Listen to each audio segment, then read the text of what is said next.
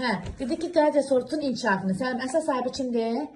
Qaramal. Qaramal niyə əsas sahibdir? Yetkin fərd bədənindən. Yetkin fərd nə buraxır? Yumurta buraxdı. Yumurta düşdü suya. Nəyə çevrildi? Suya çevrildi. Şifres nə yolla çoxalır? Şizogoniya yolu ilə çoxalırdı. Nə hərəkət edir? Küplərin hesabına hərəkət edir. Sonra girdi ibizin bədən. Aralıq sahibi onun üçün də sahib. Çünki kimin bədəndəsə olur aralıq sahib. Sonra demək küplü sifədə girdi, amma bədəndə hansı mərhələdə olur? Quyruqlu sistem mərhələsində olur. Çıxanda yenə quyruqlu sistemdə olur. Ota yapışır, sistəyə çevrilir. Ondan sonra da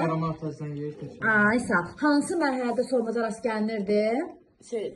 Bir, yetkin fərddə, bir də quyruqlu sürfədə. Sormaz nə demək? Bədənə yapışmaqdır. Yetkin fərd əsas sahibi bədənə yapışır.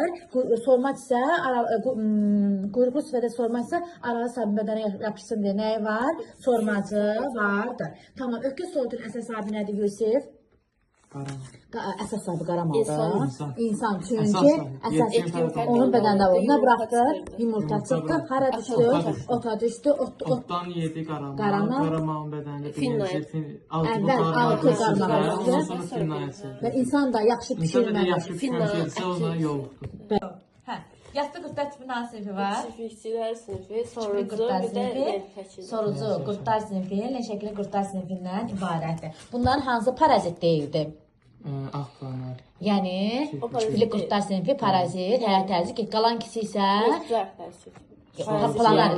planari yırtıcıdır. Amma qalan kisi isə parazit həyat tərzi keçirir. Yırtıcılıq paraziti demək deyil.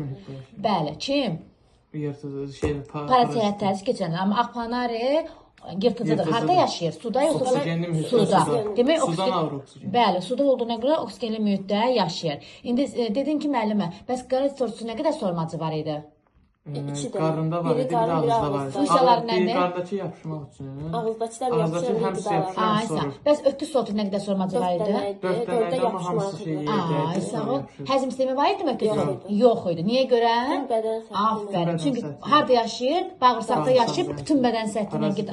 Bəli, qidanın sortuna görə olurdu belə. Tamam. İndi mən lenşəkili qurtlar sinfinə aid olan bu ötküz sortinin bədəni hansıdan ibarətdir?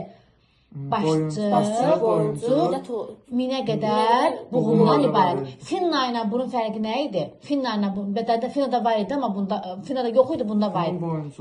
Boyuncuq ikisində var, başçı ikisində var. Buğumların fərqlə fərqlənirdi. Nə demiş? Demiş ki, finna ilə bunun fərqi nə idi? Finnada başçı, boyuncuq var, amma buğum asarı yoxdur. Amma burada nə var idi? Həm başçı, həm boyuncuq minə qədər buğum olmasına görə fərqlənir.